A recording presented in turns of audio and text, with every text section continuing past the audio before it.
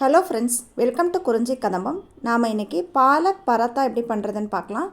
பாலக் பராத்தா நிறையா மெத்தட்ஸில் பண்ணலாம். இது ஒரு மெத்தடு. இதில் சேர்த்திருக்க இன்க்ரீடியன்ஸ்லாம் ரொம்ப டிஃப்ரெண்ட்டாக இருக்கும். கண்டிப்பாக இதை ட்ரை பண்ணி பாருங்கள்.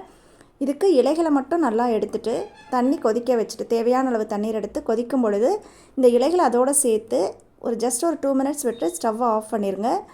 சூடு ஆறுனதுக்கப்புறமா தண்ணீரை வடிச்சிட்டு இதை அரைச்சிக்க போகிறோம். மிக்ஸி ஜாரில் சேர்த்துக்கோங்க. இப்போ காரத்திற்கேற்ப பச்சை மிளகாய் இதோடு சேர்த்துக்கணும். கூடவே 2 பல் பூண்டு, ஒரு அரை இன்ச் அளவு இஞ்சி இதெல்லாம் பொடியாக நறுக்கி சேர்த்துக்கோங்க.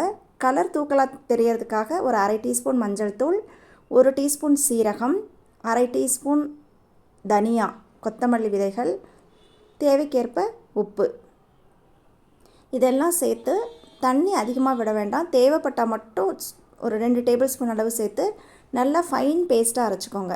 இப்போது கோதுமை மாவோட இந்த அரைச்சி வச்சுருக்கிற விழுதை சேர்த்துட்டு தேவைப்பட்டால் தண்ணீர் தெளித்து நம்ம பிசைஞ்சுக்க போகிறோம். நான் இன்றைக்கி ஒரு அரை கட் அளவு பாலக்கீரை எடுத்திருக்கேன். அதுக்கு 2 கப் அளவு கோதுமை மாவு சரியாக இருக்கும்.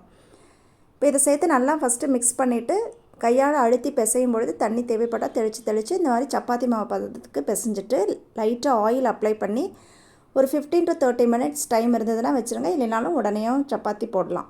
சூப்பர் சாஃப்டாக இருக்குது. இப்போ நார்மலாக நம்ம சப்பாத்தி எப்படி போடுவோமோ லைட்டாக ஆயிலோ அல்லது மாவோ அப்ளை பண்ணிவிட்டு சப்பாத்தியாக தேய்ச்சி தோசைக்கல்லில் போட்டுட்டு 2 பக்கமும் லைட்டாக ஆயில் விட்டு செவக்க விட்டு எடுத்திங்கன்னா உங்களுடைய பாலக் பராத்தா தயாராகிடுச்சு.